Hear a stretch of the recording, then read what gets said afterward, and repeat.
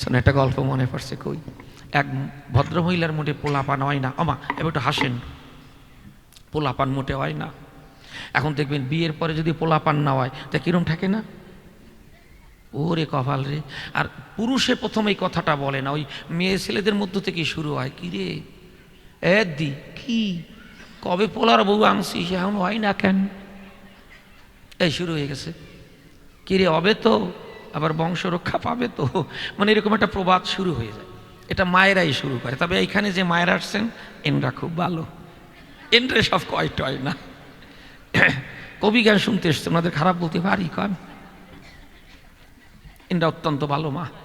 কিন্তু এরকম শুরু করেছে, 10-12 বছর হয়ে গেছে, পোলাপান হয় না। আরও মারাত্মক ব্যাপার না? এখন সবাই কয় শোন, তোর পোলাপান হবে কি না তা তো সন্দেহ দেখা দিয়েছে। তা আমার স্বামীরে খাইয়ে দাইয়ে ছেলে মেয়েদের সব স্কুলে পাঠাবো, স্বামী কাজে যাবে, তারপরে বেরোবি, তার আগে বেরোবি না। তোর মুখ দেখে যেন আমার ছেলে মেয়ে বা স্বামী কোথাও না যায়। ওই যে বন্ধা নারীর মুখ দেখে যেতে নাই, কি একটা বাজে নিয়ম। আবার কোনো কোনো বাড়ি যদি একটু কোনো কোনো মাইয়া হয় সেখানেও জ্বালা। ওই শাশুড়ি বলিয়ে ওঠে, আর কইস না রে দিদি, ওটা একটা পেট নাকি খালি মাইয়া হয়।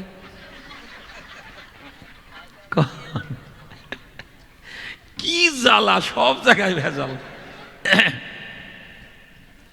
এখন ছেলে মেয়ে হচ্ছে না তো সবাই বলে এই সকালে বেরোবি নে, তুই হচ্ছিস অপায়া, মানে কুযাত্রা, তোরে দেখে কোথাও যাওয়া যাবে না, মানে নিন্দনীয় ভাষা। আসলে এগুলো কিছু না। এখনো দুঃখের চোটে বাঁচেন না মোটে। মা কালীর কাছে গিয়ে বলছে, ও মা, ও মা, তুই তো সর্বশক্তির আধার, একটা সন্তান দে না এবার, আমার একটা ছেলে মেয়ে দে, যাতে আমি একটু সবার কাছে একটু মুখ উঁচু করে পথ চলতে পারি। দেখ সবাই আমারে বন্ধা কয়, বন্ধা তো সহ্য করা যায়, যদি বাজা কয় আরো বেকায়দা না, মানে কিন্তু একই, শুনতে তো বেকায়দা। আমার জানিস বন্ধা কইলেও তাও একটু কেমন কেমন ঠেকে, কিন্তু যখন বাজা কয় মা আমি আর তাজা থাকি না। একটা পোলাপান দে মা, তুই তো সব পারিস, তুই কত ওষুধ দিয়ে শেষ করে দিলি, কত মায়ের মন ভরিয়ে দিলি আনন্দে, আমার একটু ভরিয়ে দে মা। ও করে কি, দুধ নিয়ে গিয়ে মাকে স্নান করায়, দুধ, খাঁটি দুধ দিয়ে, গরুর দুধ। ও মা, রক্ত দিয়ে হয়তো তোরে পুজো দেবো, কিন্তু একটা পোলাপান দে, তার আগেই কাটাকাটির মধ্যে যাবো না, আগে হয় কিনা দেখি আমি। খুব ভালো মা তো, কি সুন্দর হাসে। আমার দে। এই ডাকতে ডাকতে একটু পোলা হইছে। একটু মানে বোঝেন তো, এটা বরিশালের ভাষা, মানে একটি, বরিশালের মানুষ কয় একুয়া। যেই হয়েছে আরে আনন্দ রে, এখনো বলে বেড়াচ্ছে, কেডা কেডা বাজে কথা কইছিলি, আমি নাকি বাজা, দেখ এটা তাজা প্যাট। কি কায়দা, মানে আনন্দ কি বড় বড় করে, মানে জোরে জোরে বলে বেড়াচ্ছে। এখন বছর 2 কেটে গেল, দেখবেন বাচ্চারা 6-7 মাস কি 8-9 মাস পরে তো একটু কথা বলার চেষ্টা করে, দাদ দাদ দাদ দাদ দিদি দিদি বাবা বাবা, এক একজনের এক একটা বল দিয়ে কি কন, এরকম একটা শব্দ দিয়ে শুরু করে। কিন্তু ও কিছু কয় না, এরকম করে আর কি, মানে কোনো শব্দ না, এরকম, মানে কোতে খালি। এখন আবার শুরু হয়ে গেছে গ্রামে, 3 বছর হয়ে গেছে, কথাটা তো কয় না। সাধু বাবা রাগটাগ করবেন না, রস দিতে হবে, অর্ডার আছে। আপনাদের ভালো কথা বলবো বাবা, ভজনশীল মানুষ তো, এই সময় একটু আপনি শুনিয়েন না এইটুক। এইবার সবাই আবার বলা বলে শুরু করে, দেখেছি সেটা পোলা পাওয়ার পর কি বড় বড় কথা, আসলে বোবা পোলার মা হইছে, ওরে পোলা কয়, ওটা কয়লার পেট, ওইয়ে বসছে একটা ছেলে, ও কয়লা, ওর পেটের মধ্যে খালি কয়লা, নিলে বোবা পোলা হইছে। এইবার আবার সেই সমস্যা দেখা দিয়েছে, বোবা ছেলে হয়েছে। ও গিয়ে আবার মায়ের চরণ দুধ দিয়ে ধোয়া আর কয়, ও মা তুই তো পারিস মা, তুই যে ডাকে সারা দিস তা তো বুঝতে পারলাম ছেলে হইছে, এখন মুখে একটু ভাষা দে মা, দেখ সবাই কয় বোবা পোলার মা হইছে, ওই পোলা আবার সেতে না ভালো। ও মা আমারে বাসা মা, যখন বাসালি অর্ধেক বাসালি কেন, পুরোটুক বাসা, তার মানে মুখে ভাষা দে। কানতে কানতে ডাকতে ডাকতে মা একদিন দৈববাণীতে বলছে, শোন তোর পূজায়, তোর কান্নায়, চোখের জলে আমি প্রসন্ন হয়েছি, শোন তোর ছেলে মাত্র 3টি কথা বলবে। তা একদিনেও বলতে পারে, 3 বছরেও বলতে পারে, আবার 90 বছরের মধ্যে বলতে পারে। তবে মনে রাখ, যে নাম নিয়ে ডাক দেবে, মানে যে কথাটা বলবে, যদি বলে গাছ ওইটা মরিয়ে যাবে, যদি বলে গরু সঙ্গে সঙ্গে কমপ্লিট, মরিয়ে যাবে। 3টি কথা বলবে, যে নাম নিয়ে বলবে সেটা মরে যাবে। বলে তাও মরুক, কিন্তু কথা তো বলুক। বেশ আনন্দের চোটে আর বাসে না মোটে চলে এসছে, ছেলে কথা বলবে। একদিন সকালবেলা ওই ঠাকুর ভাই মানে দাদু, আমরা তো ঠাকুর ভাই এখন আর বলি না, মায়ের বাবাও দাদু, বাবার বাবাও দাদু, বসে আছে বারান্দায়, বসে একটু চাটা খাচ্ছে। ওই পোলাটি মানে ছেলেটি গিয়ে হাসতে হাসতে কাছে দাঁড়ায় গিয়ে বলে, ও দাদু। যেই কইছে দাদু কমপ্লিট, দাদু মরিয়ে গেছে, হরে কৃষ্ণ দেশে আর কি। মা কালী কইছে যার নাম নিয়ে কথা কবে সেইটা মরবে। দাদু শুরু করছে। এখন ভাবছি ওরে বাবা রে বাবা, কি জন্মাইছি। বা দাদু বলার সঙ্গে সঙ্গে বাবা চলে গেল। যাক, বয়স্ক মানুষ গেছে, ভালো হয়েছে। এইবার তার অন্ত্যেষ্টি ক্রিয়া হয়ে গেছে, সজাতি ভোজন টোজন। এখন বসে বসে হিসাব করছে ছোট ভাই আর মানে দাদা দুজনে মিলে। হাই রে, এত খরচা করলাম, কে কে এলো কে কে এলো না, তাই কে কি টাকা পয়সা পাবে হিসাব করতেছে। ওই ছেলেটা আস্তে আস্তে গিয়ে হাঁটতে হাঁটতে গিয়ে বলে, ও কাকা। সঙ্গে সঙ্গে কাকা ফাঁকা। যে কাকা কইছে কাকা মরিয়ে গেছে। এইবার ওর বাবা কি আর আছে, যে যা কয় সেইটা মরে। এইবার তো লাইন আমার, ও যদি বাবা কয় তাহলে আমিও কমপ্লিট। আর গল্প কওয়া লাগবে কন। ওর বাবা ভয়ের চোটে আর বাসে না মোটে, নিজের স্ত্রীকে বলছে, মানে ভয়ে তুই তুকারি করে বলছে, এ ফুলমতি তুই তোর পোলারে কইস যেন আমারে বাবা না কয়। কি ভয় পেয়েছে, নিজের স্ত্রীকে বলছে তুই তোর পোলারে কইস যেন আমার বাবা না কয়। ওই পোলা সোনার পোলা ঠিক যেদিন বসে বসে হিসাব করছে, ওই যে কাকার খাওয়া দাওয়া হয়ে গেছে, কোথায় কত টাকা পাবে, আমি পাবো কিনা, তারা পাবে কিনা, ঠিক ওই সময় গিয়ে বলছে, ও বাবা। কিন্তু ঘটনাটা অন্যরকম হয়ে গেল। বাবা মরল না, পাশের বাড়ি কার্তিক মরছে। ওর বাবা ভাবছে আমার মরার কথা ছিল, কার্তিক মরল কেন? তাহলে আমার জায়গাটা কি কার্তিক পালন করছে নাকি? করুক, ওদিক দিয়ে মরুক, আমি তো বাইসে গেলাম, আমি বাবা না হইয়ে বাঁচলাম। যাক, একটু কাশিবাদ দিয়ে নেন, আর লাগে কন। মানুষ মেরে চরাচরে কিবা ধর্ম হয়, মানুষের কবু মরণ হয় না, অমানুষ মারা যায়। মানুষ মরে নাকি? হ্যাঁ বলুন, কোন মানুষ মরে? আমারই তো লিখিত মহাভারতে রুইদাস মুসি যতদিন পৃথিবী থাকবে পরম বৈষ্ণব হিসেবে সে তো সবার কাছেই ধরা থাকবে, তাই না?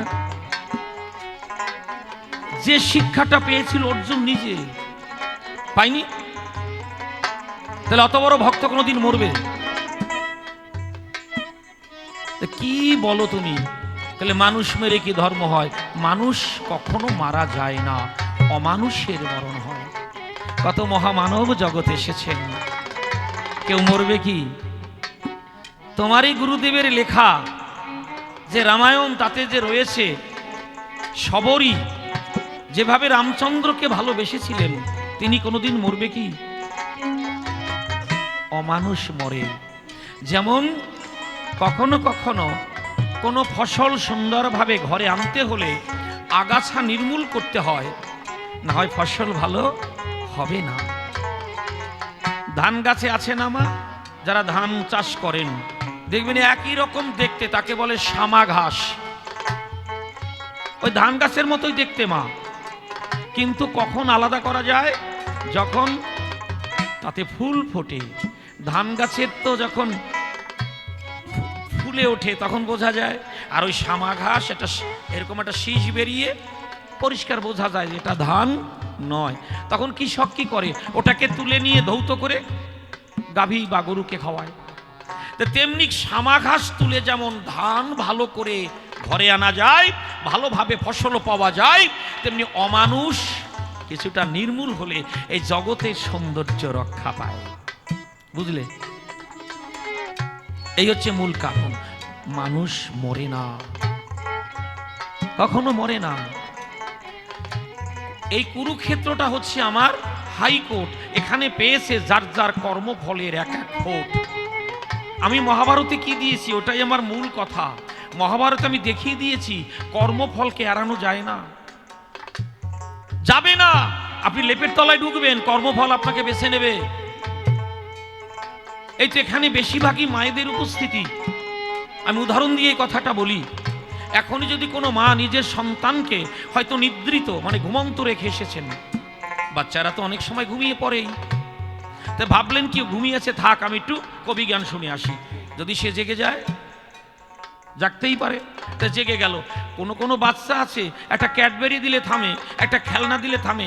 কোনো বাচ্চা আছে মা কাছে না যাওয়া পর্যন্ত কান্নার চিৎকার, মা যাব, মা কই, হয়তো ক্যাডবেরি সারা, মা যাবই যাব কি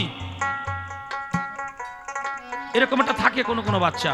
তো ওই বাচ্চাকে এনে যদি ওইখানে ছেড়ে দেয়, নে তোর মাকে খুঁজে নে, ওই দেখ তোর মা, দেখবেন এই বাচ্চাটা আস্তে আস্তে ঢুকবে ওই মায়েদের পিছন থেকে, তো বুঝতে পারবে না, সামনে তাকিয়ে দেখবে এই আমার মা না, এইভাবে খুঁজে খুঁজে নিজের মায়ের কাছেই যাবে না। তেমনি কর্মফল আপনি কোন জায়গায় লুকোবেন। শিশু যেমন তার মাকে বেছে নিতে পারে, কর্মফল আপনাকে বেছে নেবে। এতেও যদি পরিষ্কার না হয় তাহলে শুনুন, যে গঙ্গায় গিয়ে আমরা স্নান করে একটু মনে ভাবি কি যে পাপ দূর হলো, ওমা গঙ্গা এভাবে স্নানে পাপ যায় না। তবু একটা প্রচলিত কথা, গঙ্গা স্নানে পাপ যায় না, ওতে পাপারও জড়ায়। আমার কথাগুলি তো অন্যরকম। গঙ্গা স্নানে যদি পাপই যেত তাহলে জগতে এত দুর্নীতিতে ভরে যেত না। সব কর্তারাই কোনো না কোনো দিন একটু গঙ্গায় স্নান করেছেন। ওই যারা ডাকাতি করে, লোকের টাকা মারিয়ে খায়, ওগুলোও গঙ্গা স্নানে যায়। বাস্তব কথা শুনুন, গঙ্গা স্নান কাকে বলে? হে প্রভু, তুমি এত সুন্দর একটা মানব জীবন আমাকে দিয়েছো, আমার যা করণীয় তা আমি করিনি। আমি নিজেকে টাকার পাহাড় করতে, সুন্দর প্রাসাদ তৈরি করতে অন্যকে ঠকিয়েছি। ঠাকুর খুব ভুল করেছি, আর তুমি আমাকে ভুলের পথে নিও না। এই যে একটা অনুশোচনা, এই অনুশোচনায় যখন চোখের জল ঝরে নিজের হৃদয়টা ভিজে যায়, তাকে বলে খাঁটি গঙ্গা স্নান। ওই গঙ্গায় গিয়ে ডুবানো না। আর যেন আমি ভুলের পথে না যাই, আমার দ্বারা যেন কোনো মানুষের বিন্দু মাত্র ক্ষতি না হয়, এই ভাব জাগলে পরে তাতে যদি নয়নের জল ঝরে, তাকে বলে গঙ্গা স্নান। ওই গঙ্গা স্নানেই যদি সব হয়ে যেত তাহলে জগতে সব পাপ আর থাকতোই না। যত গঙ্গা স্নান হচ্ছে, কুম্ভ মেলা বাড়ছে, স্নান বাড়তিছে, আর আকামেও ভরিয়ে যাচ্ছে জগৎ। খাঁটি জায়গায় আমরা তাকাই না। দুর্গাপুজোর সময় বলে বসি, ও দাদা কোথায় যাচ্ছেন? প্রতিমা দর্শনে। বলি না প্রতিমা দর্শন মানে কি? আসতে প্রতিমা দর্শন মানেটা কি? নিজের বউ বাদ দিয়ে সব নারী আমার মা, আর নিজের স্ত্রীও কখনো কখনো মা হয়। কখন? যখন সে আমাকে খেতে দেয়। ভোজনে জননী সমাকে আমার সহধর্মিনী। আমার স্ত্রী ভিন্ন কোনো নারীর রূপ যৌবনে যেন আমার ভিতরে শিহরণ না জাগে, তাহলে আমার প্রতিমা দর্শন সঠিক হলো। আর আমরা বেশিরভাগই ভাইবে বসি, আমার কপালে জুটিছে কি, আর দেখ যায় কি। প্রতিমা দেখতে যাচ্ছি। এই মানসিকতার জন্যই তো জগতের এই দুর্নীতি, এত অস্থিরতা। একদম খাঁটি মিলিয়ে নিন মা। তাহলে কোথায় ছিলাম? যে গঙ্গা স্নান করলে আমরা একটু পরিতৃপ্তি পাই, ভাবি পাপ থেকে মুক্তি পেলাম। তাহলে সেই গঙ্গার জঠরে কে জন্ম নিল মা? কে? গঙ্গার জঠরে কে জন্ম নিয়েছে? বিশ্বদেব নাইনি? যার প্রথম নাম ছিল দেবব্রত। তাহলে যে গঙ্গার জঠরে জন্ম নিলেন বিশ্বদেব, তিনিও কি কর্মফলকে এড়াতে পেরেছেন? পেরেছে কি? পারেনি। এই জন্য বললাম যে মহাভারত হচ্ছে আমার একটা সুপ্রিম কোর্ট। এখানে পেয়েছে যার যার কর্মফলের এক এক ফল, কর্মফলকে এড়ানো যায় না। এটাই আমার মহাভারতের শিক্ষা। অর্জুন খুব অহংকার প্রকাশ করছিল, আমি ওই একটা বান পরিচালনার মধ্য দিয়ে তাকে ধাক্কা দিয়ে দিলাম, যাতে আর অহংকারে না ডোবো। তো মহাভারত সত্যকে তুলে ধরেছে, বুঝেছ? শোনো, একবার যদি মন মানসিকতা সুন্দর হয়ে যায় তাহলে তো সব মিটেই গেল। পঞ্চপাণ্ডব তাই সবসময় মনে মনে চিন্তা করতেন। ওই যে বলেছে না যে তুমি একটা পক্ষে গেলে কেন? আচ্ছা আমি কোন পক্ষে নাই? মানুষ মেনে ধর্ম হয় কিনা আমি তার মীমাংসা দিলাম। এইবার বলছে পক্ষ নিলে কেন? আচ্ছা আমি কোন পক্ষে আছি আর কোন পক্ষে নাই? ওমা বলুন তো দেখি। আমি সব সময় তো আছি। বলছে হ্যাঁ তুমি সবার ভিতরে থাকবে, তুমি কেন পঞ্চ পাণ্ডবের মধ্যে গেলে? আমি এখনো সবার কাছে আছি। সব জায়গায় আছে তিনি, কোনো জায়গায় নয় খালি। কোথাও তিনি বিকশিত, কোথাও তিনি কলি। সেই ভগবান সব জায়গায় আছেন। যিনি তার চৈতন্য শক্তি দিয়ে তাকে বিকশিত করতে পেরেছেন, উপলব্ধিতে আনতে পেরেছেন, তার কাছে তিনি বাধা। কি মা, আমি তো সবসময় সবার ভিতরে রয়েছি। কেউ চেনে, কেউ চেনে না। বাড়ির কাছে আরশি নগর, সেথা পড়শি বসত করে। আমি একদিনও না চিনিলাম তারে বা দেখিলাম তারে। এটাই সত্য। তবে শুনে রেখো, আমার একটাই পক্ষ, সেটা হচ্ছে ভক্ত পক্ষ। ভক্তই আমার মাতা পিতা, ভক্তই আমার গুরু। ওরে ভক্তকে রেখেছে নাম আমার বাঞ্ছা কল্পতরু। আমার হচ্ছে ভক্ত পক্ষ। আমি ভক্তের পক্ষে সবসময় থাকি। নাহং তিষ্ঠামি বৈকুণ্ঠে যোগিনাঙ্গৃষয় নচ মদ ভক্ত যত্র গায়ন্তি তত্র তিষ্ঠামি হে নারদকে কৃষ্ণ বললেন। আমি নাহং তিষ্ঠামি বৈকুণ্ঠে যোগিনাঙ্গৃদয় নচ মদ ভক্ত যত্র গায়ন্তি তত্র তিষ্ঠামি হে নারদ। আমি ভক্ত পক্ষে থাকি। বুঝলে? আমার ওরা কৃষ্ণকে ওরা তাড়িয়ে দিয়েছে, বুঝতে পারিনি। আবার বলে রামায়ণে ভাই ভাই যুদ্ধ করে না, ভাইয়ের প্রতি ভাইয়ের কি সহানুভূতি, তাই না? শোনো, রামায়ণের যুদ্ধ আর মহাভারতের যুদ্ধ তো ডিফারেন্স থাকবেই। দুটো কাব্য। এটা রামায়ণ রামায়ণের মতন, মহাভারত মহাভারতের মতন। কি বলেন? এখন যদি লিচু খাইয়া জামের স্বাদ কেউ চায়, তাই হয়। লিচুতে লিচুর স্বাদ, জামের মধ্যে জামের স্বাদ। যাকার একটা গান গাই, তারপর ওনারে পাঠাই। কি গান? উনিও বলুক।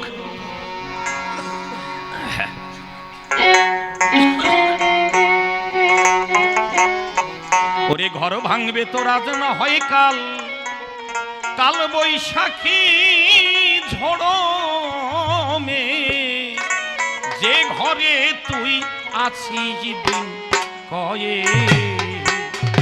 ঘর ভাঙবে তো রাজ না হয় কাল, কাল বৈশাখী ঝড় মে, যে ঘরে তুই আছিস দিন কয়ে।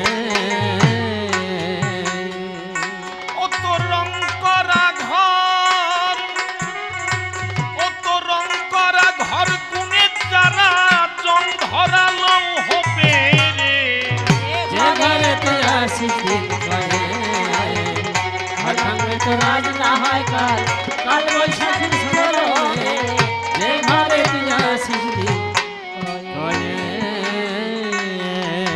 14 পোয়া সৌহর্দি করে জুত লাগাইছে 2 খুঁটির পরে, 8 কুঠরি 9 দরজা 7 তালা ঘরে।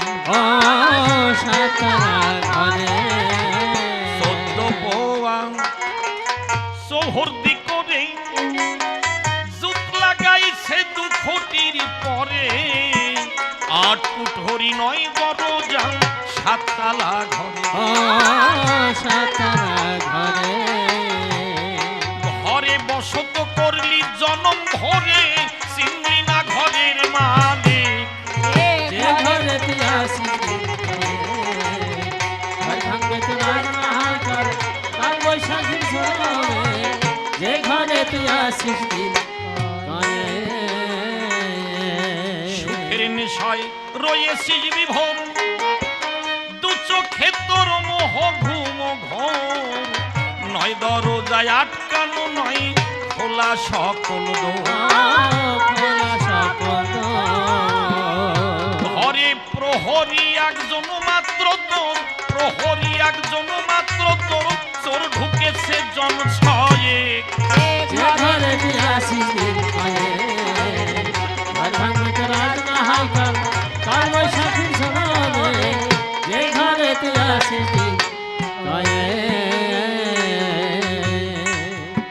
জানিস না সেই প্রহরী কেমন, নিয়ত সে যোগায় পরের মন, ঘরের লোক ভোগাই আমারে স্বভাব তার স্বভাব তার জানিস না সেই প্রহরী কেমন, নিয়ত সে যোগায় পরের মন, ঘরের লোক ভোগাই আমার স্বভাব তার স্বভাব তার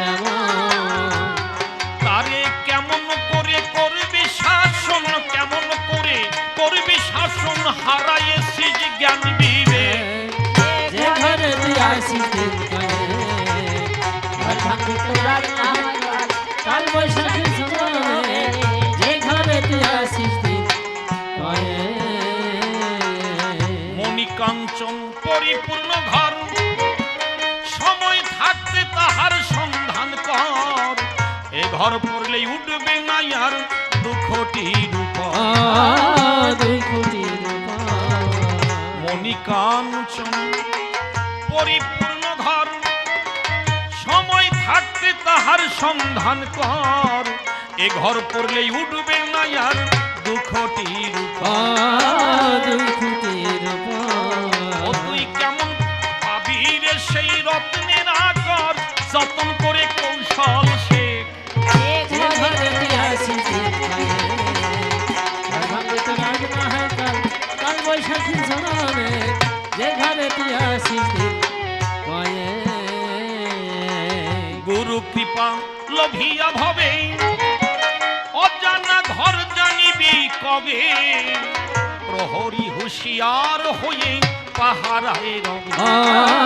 পাহারায় রবে গুরু কৃপা লোভিয়া ভবে, অজানা ঘর জানিবি কবে, প্রহরী হুঁশিয়ার হয়ে পাহারায় রবে। পাহারায় রবে পাগল বিজয় বলে সেই দিন হবে, বিজয় বলে সেই দিন হবে আত্মতত্ত্বের অভিষেক। যে ঘরে তুই আসিস দিন করে, ঘর ভাঙবে তো রাত না হয় কাল, কাল বৈশাখীর সময়, যে ঘরে তুই আসিস দিন করে। যে কয়েকটি প্রশ্ন আমায় করেছিল ধরে ধরে সভা পরে আমি দিলাম সমাধান। মহাভারতে কি বা আছে দিলাম পরিচয়ে, অমানুষ মরে যায় মানুষের মরণ নয়। কেন কৃষ্ণ একটি পক্ষে করলে বর্ণন, ভক্তের পক্ষে তিনি থাকে জানি সর্বক্ষণ। যদি কেহ কৃষ্ণকে রাখিতে যে পারে, কোনদিন শ্রীকৃষ্ণ ত্যাগ করে না তারে। এক এক করে ধরে ধরে আমি দিলাম সমাধান, দেখি এসে কিবা বলে শুনবেন যত ভক্ত প্রাণ। তবে সবার কাছে করজোরে একটা নিবেদন জানাই, অনেক সময় গান হবে শুনুন যে সবাই। আপনারাও থাকলে দীর্ঘক্ষণ গাবো কবি গান, তবে আপনাদের কাছে একটু জানাই শুনুন ভক্ত প্রাণ। বৃন্দে কিছুক্ষণ মাথা নিচু করে থেকে বলছে, সুধালে যে ভালো বন্ধু সেই ভালো, ব্রজগোপীর আর নেই ভালো। যেমন শুভ সংবাদের মিথ্যেও ভালো, সুধালে যে ভালো বন্ধু সেই ভালো, ব্রজগোপীর আর নেই ভালো। এক কানায় যদি স্বপ্ন দেখে কানার পক্ষে সেই তো ভালো, মোটে দেখে না, যাই হোক স্বপ্নে তো কিছু দেখলো, তা তুমি যে জিজ্ঞেস করেছো তো কেমন আছো সেই তো ভালো। যেমন নতুন বধূ দেখতে ভালো, পুরনো বধূ কার্যে ভালো। হ্যাঁ, তুলসী বনে যদি বাঘে খেলো মরার পক্ষে সেও ভালো, মূল্য 100টে তুলসী বনে মূল্য। গঙ্গায় যদি নৌকা ডুবে মানুষ মরে, মরার পক্ষে সেও ভালো, কেননা মূল্য 100টে গঙ্গা পেল। শুধু হলে যে ভালো বন্ধু সেই ভালো, ব্রজগোপীর আর নেই ভালো। যেমন প্রেম রতন হলে পুরাতন, মকর কেতন চেতনকারীর পক্ষে নূতন নায়িকা ভালো। শুধু হলে যে ভালো বন্ধু সেই ভালো, ব্রজগোপীর আর নেই ভালো। আমার অবস্থা তেমনিই হলো, মাঝে মাঝে মহামুনি বেদব্যাসী ভগবান সেজে গেছে, তাই না? আমি প্রশ্ন করেছি যে এই সারা বিশ্বের বা ভারতের নারী নরে শ্রীকৃষ্ণকে যে এক পক্ষে দর্শন করে, তুমি নিজে হাতে কলম ধরে এই ভগবানকে পক্ষপাত দোষে দুষ্ট করলে কেন? আমার প্রশ্নটা তাই না? পোড়া কপাইলে আমার প্রশ্নই বোঝে নাই। দুই একদিন মায়ের দুধ টুধ খেলে কিছু বুঝতো, কিন্তু তা তো আর নাই। হ্যাঁ, একজন একটা ছেলে তারে বলছে যে এই এরকম তোর চেহারা এরকম খারাপ হয়ে গেছে কেন? কত সুন্দর গোপালের মতো নাদুস নুদুস ছিলি, আর কয়দিনে এরকম হয়ে গেলি, ব্যাপারটা কেমন? কি দুধ টুধ কিছু খাস না? কয় যে খাবো কোন কায়দা, বাবার জ্বালাই পারি না। কয় যা হয় বাবাই খেয়ে ফেলে। ওর অবস্থা তাই। যাক, আমি ও সমস্ত আজে বাজে কথা আমি বলতে পারি না, লাজুক মানুষ, সত্যি আমার খুব লজ্জা করে। যা হোক, ব্যাপার হলো যে আমি প্রশ্ন করেছিলাম বেদব্যাসের ধারে যে ভগবানকে পক্ষপাত দোষে দুষ্ট করলে কেন? কিন্তু উনি কয় যে আমি সব দলেই থাকি। আরে তুমি যে দলেই থাকো থেকে বেড়াওগে, তুমি ভগবানরে দোষ দিলে কেন? ভগবানরে এক পক্ষে দাঁড় করাইলে কেন? যিনি বিশ্বস্রষ্টা ভগবান, এই বিশ্ব জগৎ সবাই তার সন্তান, সবাইকে দেখবে সমান সমান, কি ও মা, তাই না?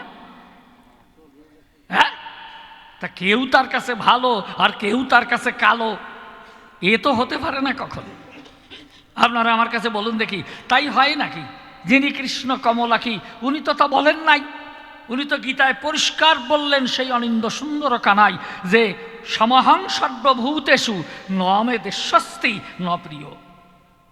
সমহং সর্বভূতেষু, সর্বভূতের সবাইকে আমি সমানভাবে ভালোবাসি। আমি কৃষ্ণ কালো শশী, সকলের নামে আমি বাজাই বাসি, সকলের সঙ্গে আমার ভালোবাসা বাসি নয়। তাহলে নমে দেশস্তি ন প্রিয়, এ জগতে কেউ আমার প্রিয়ও নয়, আবার কেউ আমার শত্রুও নয়।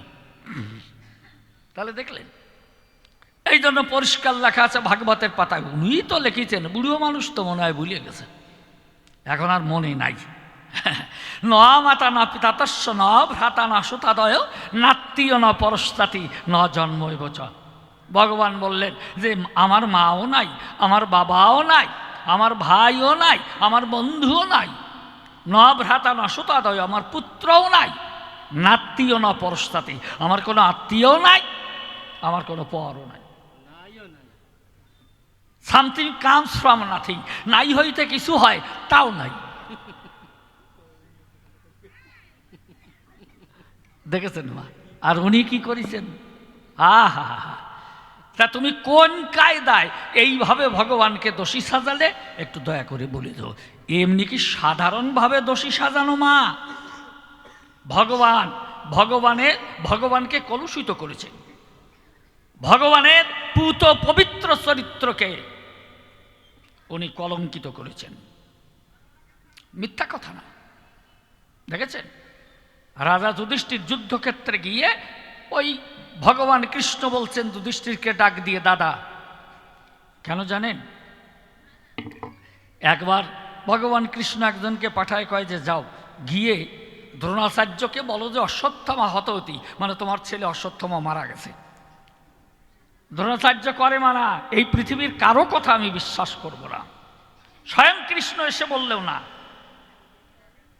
একমাত্র যদি যুধিষ্ঠির আসে বলতে পারে তাহলে বিশ্বাস করব। দেখেছেন, যিনি পূর্ণ শ্লোক ধর্মে কর্মে মতি স্থির, যিনি ধর্মরাজ যুধিষ্ঠির। দ্রোণাচার্য যখন এই কথা কয়, কেন উনি তো অস্ত্রগুরু সকলের, 105 বাহিয়ের অস্ত্রগুরু, পঞ্চ পাণ্ডব এবং শত কৌরব, এদের অস্ত্রগুরু দ্রোণাচার্য। তো এই কথা যখন কয়, ভগবান পড়ে গেলেন সমস্যা। ভগবান তো না, উনি তো কলম ধরাইয়ে উনি এই সমস্ত লিখে এই ভগবানকেই করেছেন। ডাক দিয়ে বলছে যে যেই এই কথা কয়, উনি কয় যে দাদা যুধিষ্ঠির, তাহলে তুমি যাও গিয়ে বলো অশ্বত্থামা হতহতি, কয় কৃষ্ণ খবরদার তোমাকে করি মানা। এইরকম ডাহা মিথ্যা কথা আমি গুরুদেবের কাছে বলতে পারবো না। দেখলেন, ধার্মিক মানুষের পক্ষে কি সম্ভব হয়? বলে তাহলে একটা কাজ করো, ওই দূর দিয়ে একটা হাতি হেঁটে যাচ্ছে, ভগবান ডাক দিয়ে তখন ভীমকে বলছে ওই হাতিটাকে তুমি করো অনায়ন। ভীম তখনও ছুটে গেল, ওই হস্তিকে যখন কাছে নিয়ে এলো তখন ডাক দিয়ে যুধিষ্ঠিরকে বলেছিল, ওই কৃষ্ণ চিকন কালো ডাক দিয়ে বলে যুধিষ্ঠিরের সদন, দাদা আমার কথা মানো, তাহলে এই যে দেখো, চেয়ে দেখো, আমার কথা রাখো, তুমি সম্মুখে চেয়ে দেখো, এই যে যে হাতিটি, এর নাম রাখলাম আমি অশ্বত্থামা। একেবারে খা মা, উনি নাম রেখেছেন অশ্বত্থামা। এইবার অর্জুনকে বলছে, সখা কথা ধরো, তাড়াতাড়ি বান ছাড়ো, ওই হাতিটার হোক মরণ। অর্জুন তখন দেখেন কোদণ্ড ধনু, অর্থাৎ অর্জুন তখন ওই ধনুর্বাণ হাতে নিল, যখন বাণ ছেড়ে দিল অমনি ঘটেছে ওই হস্তির মরণ। হাতিটা যখন মরে, খুলে বলি আপনাদের ধারে, ওই যে প্রথম কৃষ্ণ বলেছিল যুধিষ্ঠিরের গোচরে যে অশ্বত্থামা হত ইতি, তা বলে না আমি এইভাবে জানি না, শুনি না, মিথ্যা কথা বলবো কোন কায়দায়। বলে দাদা এইবার তো দেখলে যে অশ্বত্থামা নামে একটা হাতি মারা গেছে? বলে হ্যাঁ দেখেছি। যে এইবার গিয়ে তোমার গুরুর কাছে এ কথাটা কও। বলে যে অশ্বত্থামা হত ইতি, তবে ছোট্ট করে বলো নর নহে গজ, মানে মানুষ না হাতি। দেখলেন?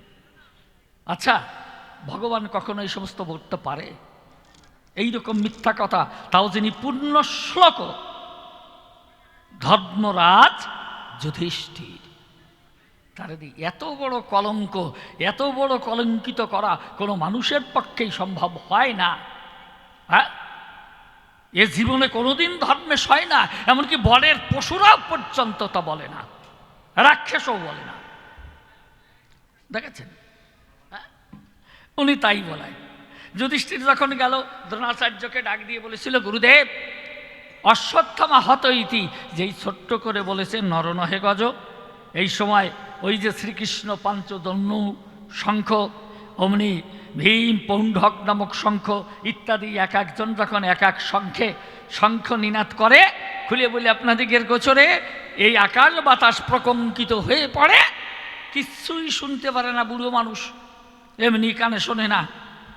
আমার শোনা যায়, দ্রোণাচার্য বুড়ো মানুষ, কানে শোনে নাই। আর ওই রকমভাবে যদি শঙ্খ নিনাদ হয়, সে সময় সে বিশাল বিশাল শঙ্খ, আপনারা দেখেছেন তো মহাভারত টেলিভিশনের পর্দায়, দেখলেন? এই সময় তখন চিন্তায় পড়ে গেছে দ্রোণাচার্য, এইভাবে ধনুটাকে এরকম করে থুতমায় বাঁধিয়ে দিয়ে টপ টপ করে জল ঝরে পড়ছে, আর উনি চিন্তা করছে যে আমার অশ্বত্থামা মারা গেল, মাতৃহীন সন্তান, আমি যেভাবে তাকে লালন পালন করেছিলাম, আমার পরে এসে তুই আমাকে ফাঁকি দিয়ে আমার আগে চলে গেল। দেখুন, এই সন্তানের বেদনায় রক্তাক্ত নিজ প্রাণ। এই সময় দেখেন কত বড় ম্যাজিশিয়ান, হ্যাঁ, উনি করেছেন তো ম্যাজিশিয়ান কৃষ্ণ ভগবান অর্জুনকে ডাক দিয়ে জানান, ও সখা আমার কথা ধরো, তাড়াতাড়ি বান ছাড়ো, ওই দেখো তোমার উচিত দেখা। তা সে দেখে কি, ধনুকে শিলা বেয়ে সর্প নিয়ে ভীষণ দর্প এভাবে উঠে যাচ্ছে। আর শ্রীকৃষ্ণ বলছে, যে সখা এখনই সর্প উঠে, খুলে বলি তোমার নিকটে তোমার গুরুদেবকে কেটে তার প্রাণ করবে সায়, মানে দংশন করবে। ওই যে শিলা বেয়ে সাপ উঠছে, হ্যাঁ আমার কথায় হাঁটো, তাড়াতাড়ি সর্পটাকে কাটো। যখনই বান ছেড়ে দেয়, অমনি ওই ধনুর শিলা কেটে গেল। আপনাদের কাছে বলা ভালো, ধনুকে যে বান ছিল, ওই বান উঠে তখন এই গললগ্ন দিয়ে ঢুকে ব্রহ্মরন্ধ্র ভেদ করে বের হয়ে গেল। কে করালো? এত বড় মিথ্যা কথা বলানো, ভগবানকে মিথ্যাবাদী সাজানো, এই হলো তোমার মহাভারত আর আমার রামায়ণ। হ্যাঁ, দেখেন রাবণকে বলা হয় রাক্ষস রাজা, কি মা তাই না? রাক্ষস রাজা একদিন রাতের গভীরে, খুলে বলে আপনাদিগের গোচরে, এই রাম রাবণের যুদ্ধ হচ্ছে চরাচরে, যুদ্ধক্ষেত্রে রাবণের 1,00,000 পুত্র আর 1,00,000 নাতি মারা গেছে। তাই তো বড় বেদনার্ত প্রাণে খুলে বলি, সভার সন্নিধানে রাজা রাবণ বসে আছে সিংহাসনে, সহসা মনে পড়ে যায়।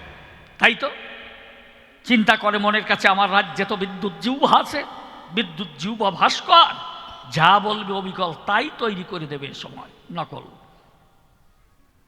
যখনই অমনি বিদ্যুৎ জিহ্বার কাছে ছুটে গিয়ে রাজা দশানন তার সম্মুখে দাঁড়িয়ে ডাক দিয়ে বলছে, শোনো বিদ্যুৎ জিহ্বা, আমার কথা লও, আমাকে অবিকল রামের ছিন্নমুণ্ড এবং রামের হাতের গোতণ্ড ধনু আমাকে তৈরি করে দাও।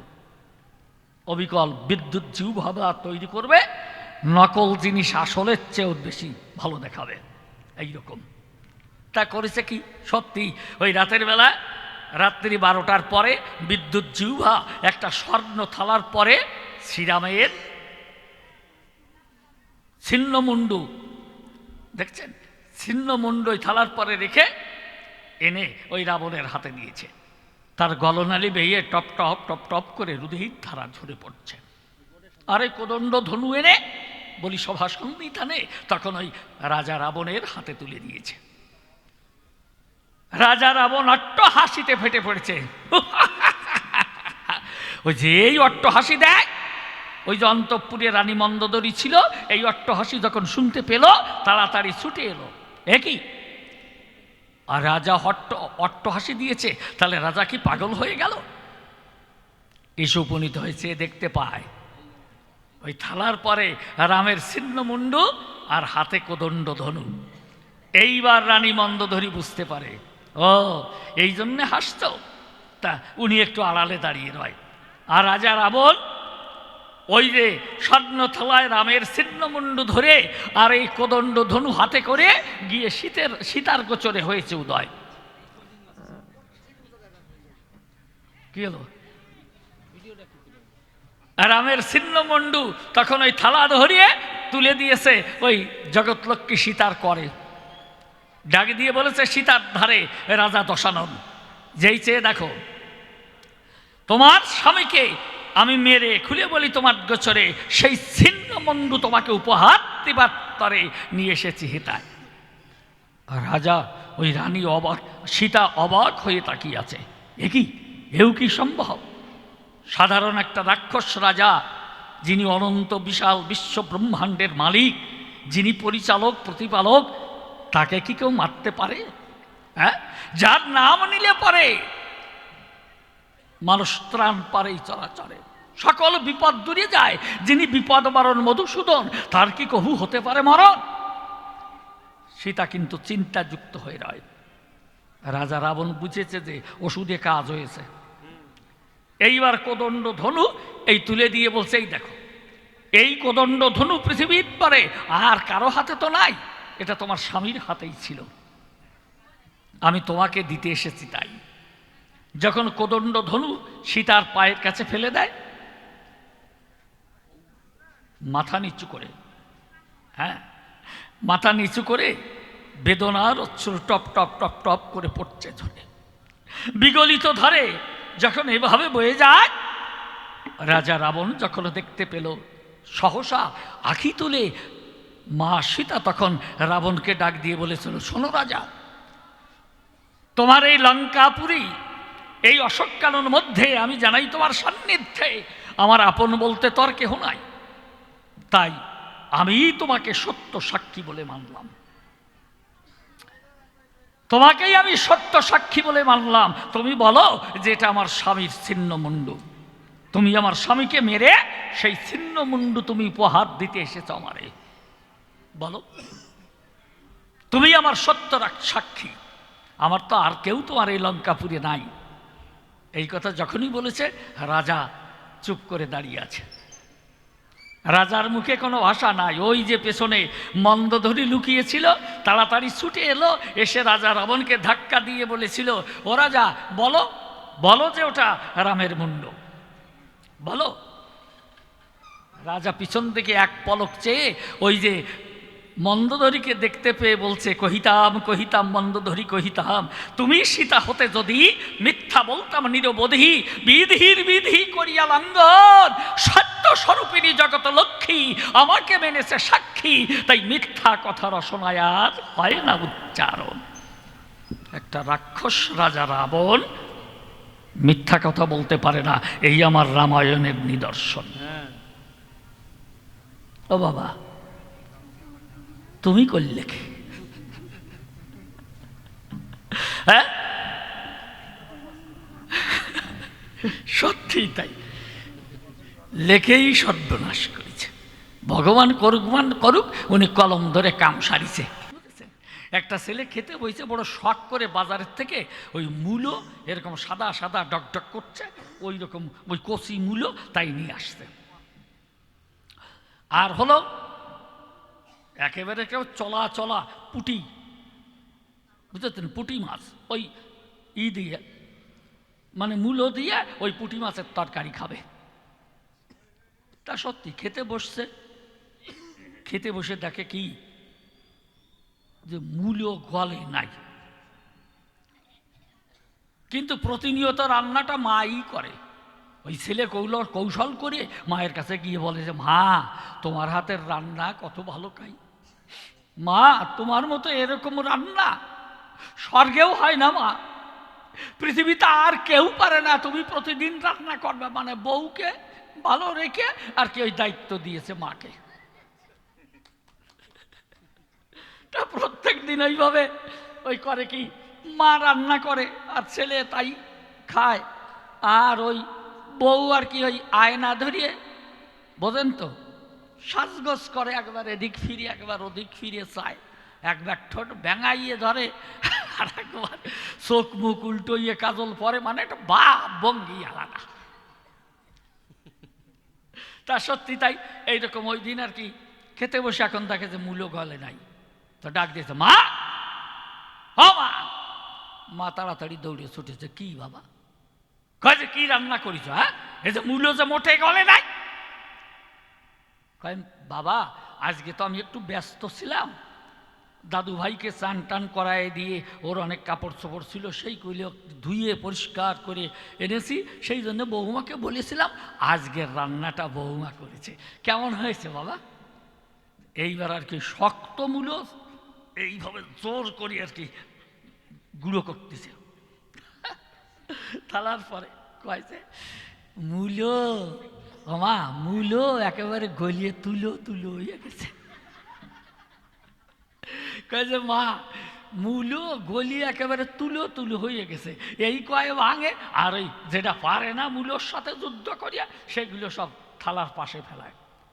মা যে কয়ে যে, ও বাবা, মাথার পরে হাত দিয়ে বলছে, ও বাবা সত্যি তাই, মূলো গলিয়ে তুলো তুলো হয়ে গেছে, সেই জন্য তোমার পাতের চারিপাশ দিয়ে গড়াগড়ি খাচ্ছে। তা মূলো এইভাবে গলিয়ে তুলো হয়ে গেছে, তাই চারিপাশ দিয়ে ফেলেছিস কেন? তোর শ্বশুরের পিন্ডি এই চারিপাশ দিয়ে সাজাইছিস কেন?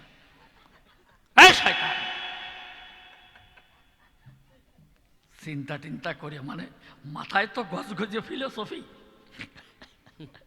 ফিলোসফি চর্চা করে এইবার ডাক দিয়ে বলছে, মা আচ্ছা মা এই মূলো কুটিছে কে? মানে মনে মনে ভাবছে যে বউ যদি রান্না করে তাকে মূলো যেই তৈরি করে তরকারি তৈরি করে নিয়ে তারপরে বউ রান্না করবে, এ তো হতেই পারে না। তা এই জন্য কয় যে, মা এই মূলো কুটিছে কেটা?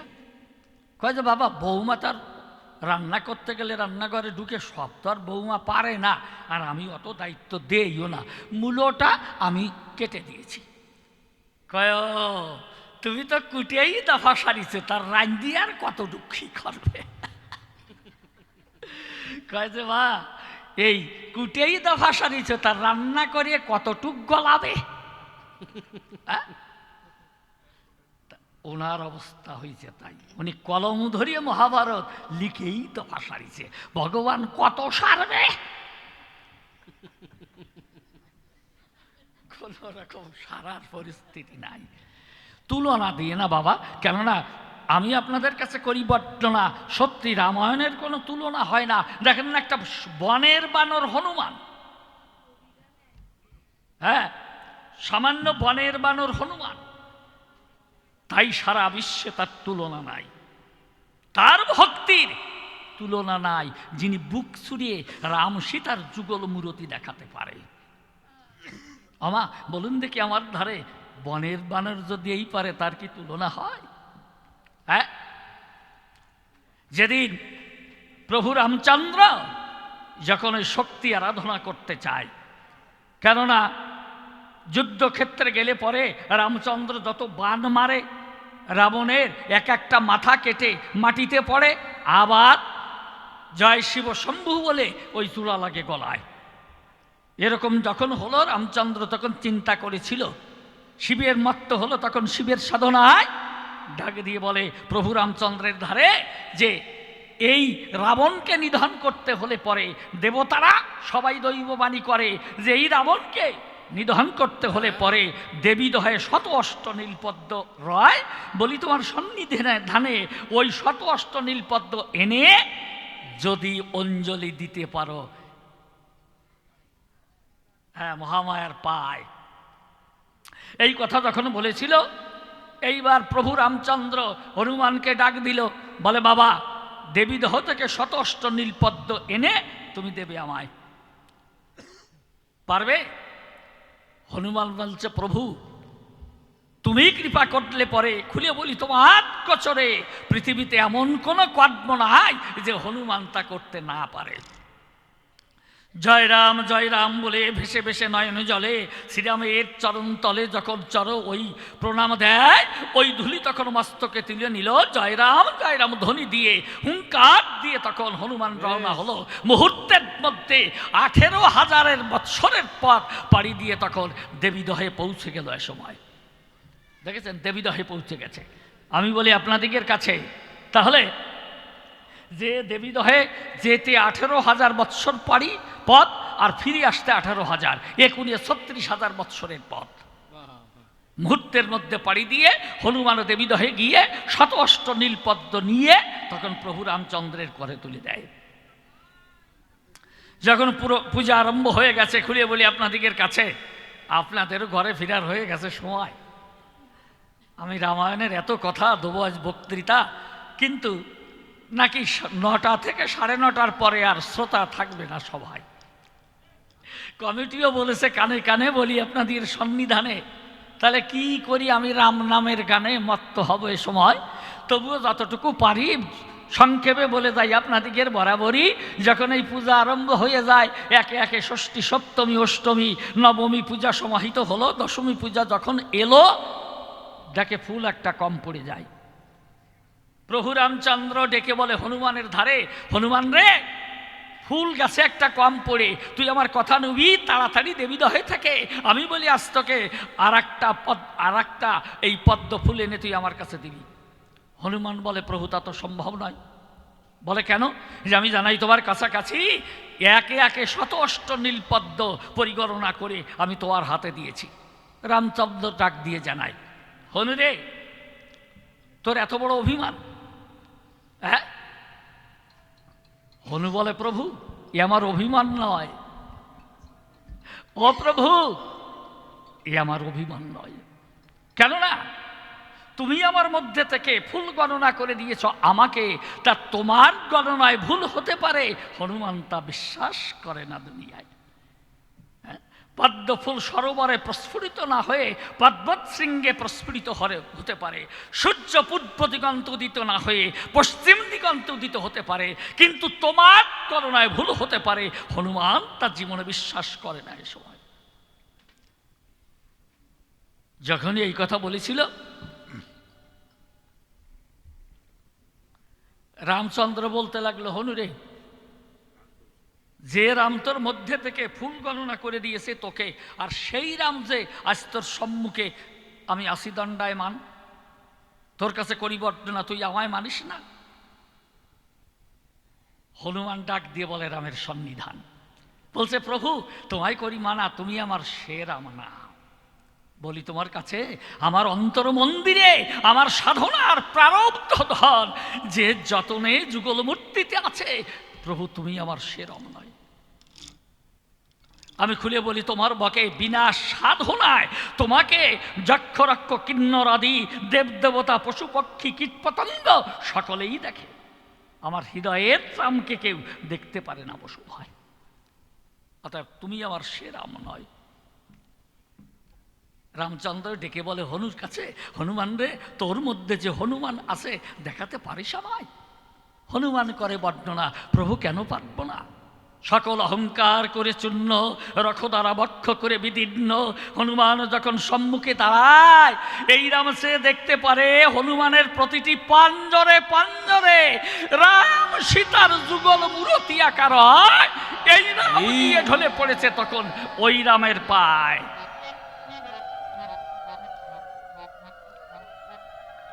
তাহলে বলুন তো, ও বাবা, এইরকম একটা ভক্ত আছে নাকি তোমার মহাভারতের কোনো জায়গায়? এই জন্য করিমা না, রামায়ণের সঙ্গে তুলনা হয় না। এত বড় ভক্তি তোমার আর কোথাও মেলে না, অর্থাৎ কখনো সম্ভব না তোমার এই মহাভারতের পাতায়। বুঝেছ? তুমি মহাভারতে পরিপূর্ণ করেছ হিংসা, বিদ্বেষ, লোভ, লালসা, সম্পত্তির প্রতি চাহিদা, সম্পদের আকাঙ্ক্ষা। এগুলি কি দাদু ভাই, ঠিক না? তাই সেদিন তুমি আমার সঙ্গে ছিলে না? ফাজলেমি পাইছ। যাক, কিন্তু আমাদের সময় তো ফার হয়ে যাচ্ছে বাবা, কি করবো? এবার ছোট্ট একখানা গান গেয়ে আজকের মতো না হয় যাবো দিয়ে, তারপরে আগামীকাল কিন্তু সকাল সকাল আপনারা আসবেন, আমরাও সকাল সকাল আসব। তাই যত সকালে আসতে পারেন আপনারা বলেন, আমরাও আসবো সেই কয়টা।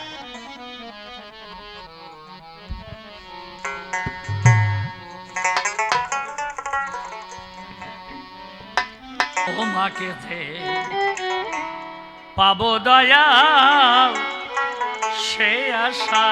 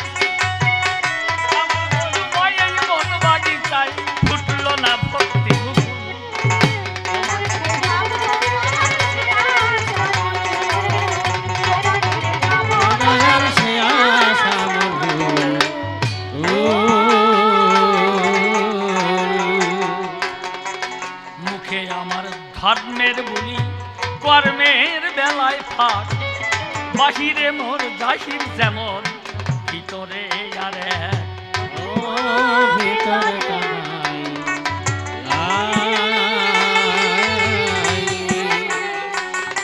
এই মুখে আমার ধর্মের বলি কর্মের বেলায় ফাঁক, বাহিরে মোর জাহির যেমন ভিতরে আরে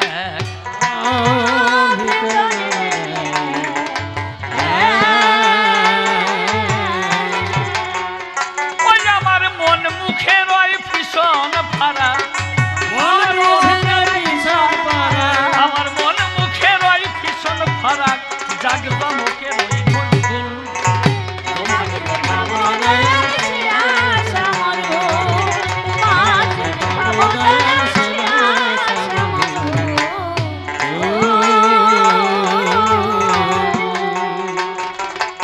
দেবের দুর্লভ জনম পেয়ে আসিলাম হবে, বিষয় মদে রইলাম মত্ত আত্মগৌরবে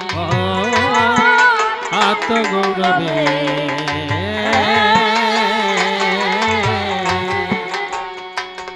আরে দেবের দুর্লভ জনম পেয়ে আসিলাম হবে,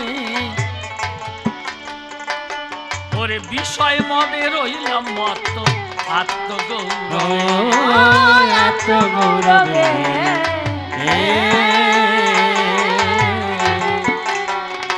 ওই আমার পারের উপায় কি যে হবে, পারে যেতে হবে আমার পারের উপায় কি যে হবে, ভেবে ভেবে প্রাণ আছে।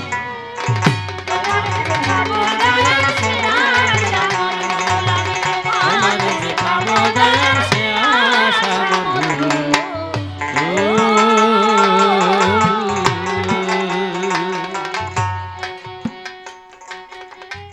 অবহেলায় কেটে গেল সারাটি জীবন, একদিনও না তোমার নামে ঝরল মোর নয়ন। ছলম নয়ন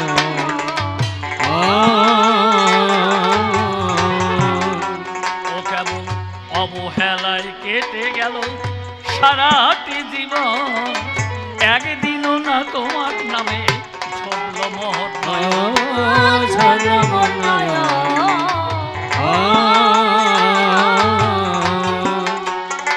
আর যদি ধরতাম সাধু গুরুর চরণ, যদি ধরতাম সাধু গুরুর চরণ, আমি প্রভু নামে পেতাম দয়াল সে আশা পাবো দয়াল সে আশা বন্ধু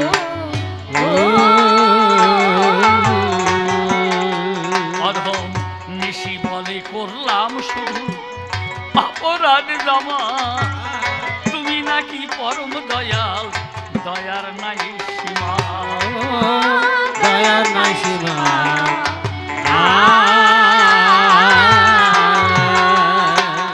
অধম নিশি বলে করলাম শুধু অপরাধ জমা, তুমি নাকি পরম দয়াল, দয়ার নাই সীমা।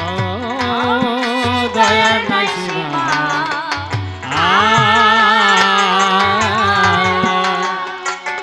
আমায় করলে করতে পারো ক্ষমা, আমায় করলে করতে পারো ক্ষমা, সেই ভরসায় রইলেন। পাবো দয়াল সে আশা বন্ধু তোমার যে পাবো দয়াল সে আশা বন্ধু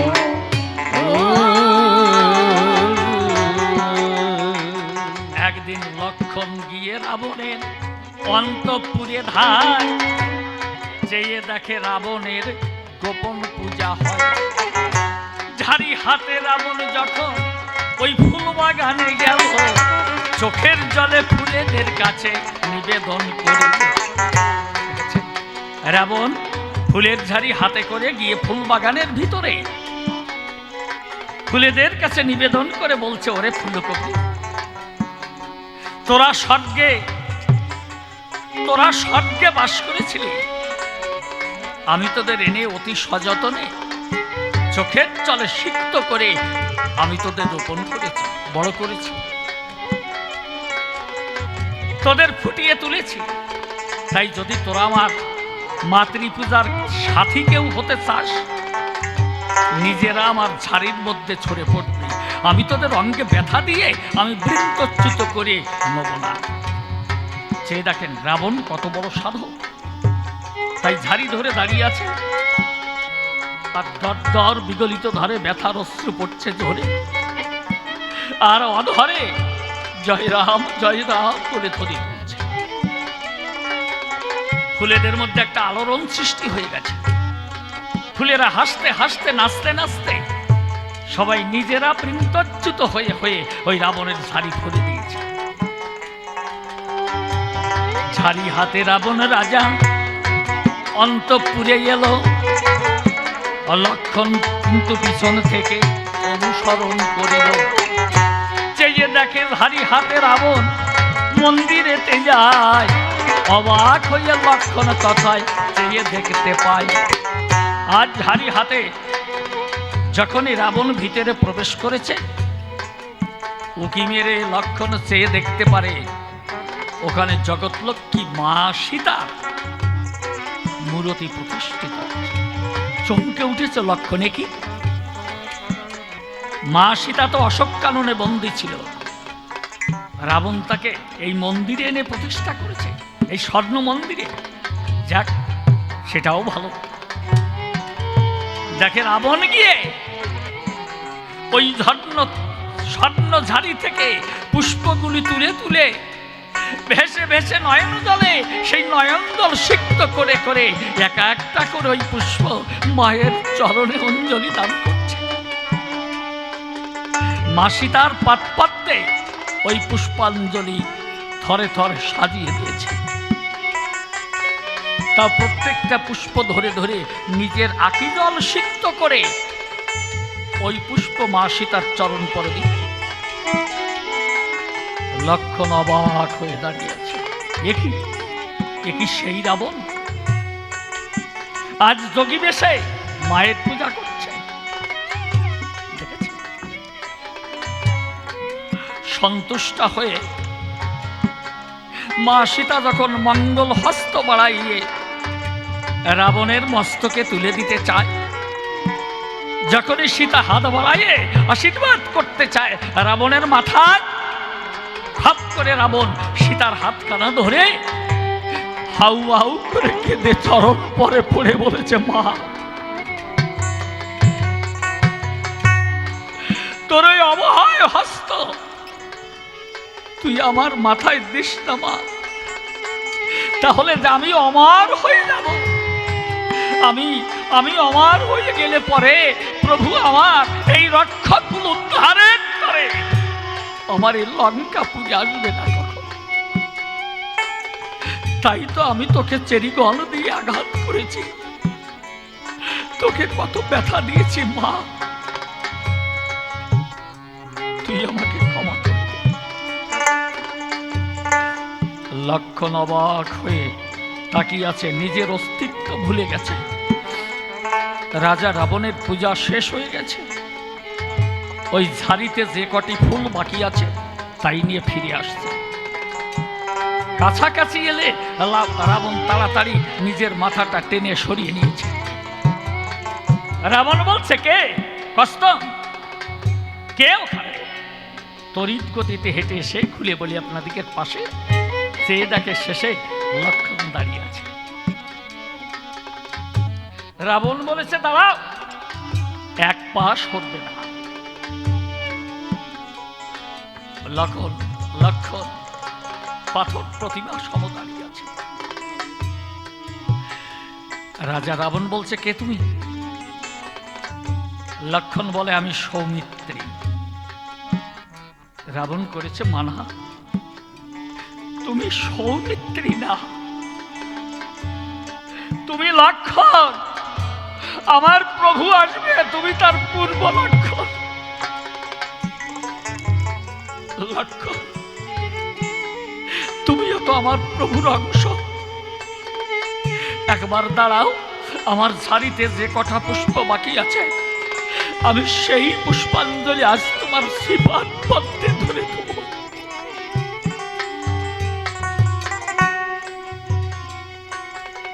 তবে একটি কথা আছে,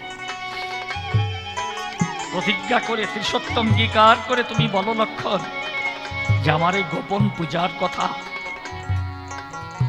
আমার এই গোপন পূজার কথা তুমি আমার প্রভুকে বলবে না,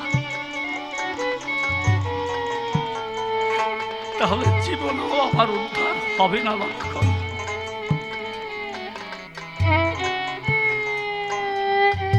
লক্ষণ বলেছে না। এবার রাবণ বলেছে, শোনো লক্ষণ, আমি তোমাকে চিনি, তুমি তো তোমার দাদার কাছে মিথ্যা বলতে পারবে না। যখনই প্রভু জিজ্ঞাসা করবে লক্ষণ গিয়েছিলি কোথায়, অবশ্যই তুমি বলে দেবে। তবে শোনো,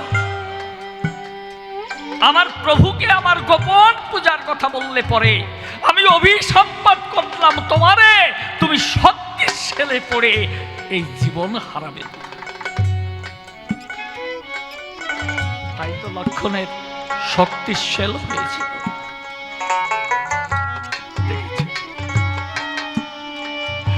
যুক্ত করে করে প্রার্থনা লক্ষণ, এছাড়া যে আমার আর কোনো উপায় ছিল না। এখনো করি মানা, তুমি আমার প্রভুকে আমার গোপন পূজার কথা বলো না।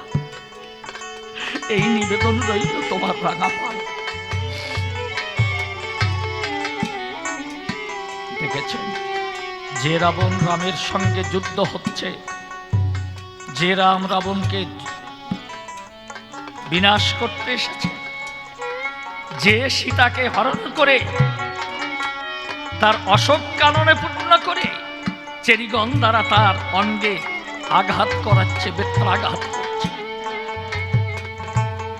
এদিকে অন্তঃপুরে স্বর্ণ মন্দিরে সেই সীতাকে প্রতিষ্ঠা করে রাবণ নিজ হাতে পুষ্পাঞ্জলি তুলে দিয়ে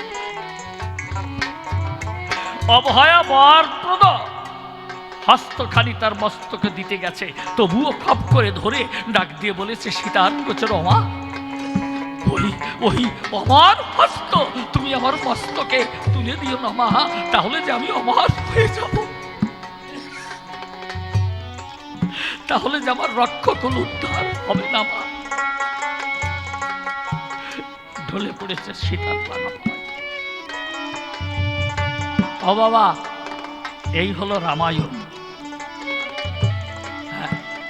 ওরে তবে আরো বেশি বলে দরকার কিছু নাই, প্রায় 10টা বেজে গেছে। এই জন্য মনে মনে করি যে ধারণা, অন্য ভিন্ন কথা আর বলবো না। তবে আর বেশি বলে দরকার নাই, আমার মতো আমি এখন ছেড়ে দিয়ে যাই। পরে কি, এরপরে মহামণি আসরে আসিবে, এসে আপনাদের কাছে মহাভারত শোনাবে। এই জন্যে মনে মনে করি বিবেচনা, তবে আমি আর আমার কথা বলিতে যাব না। এই পর্যন্ত আমার কথা সঙ্গ হয়ে গেল রামানন্দে ভক্তবৃন্দে। হরি হরি বল।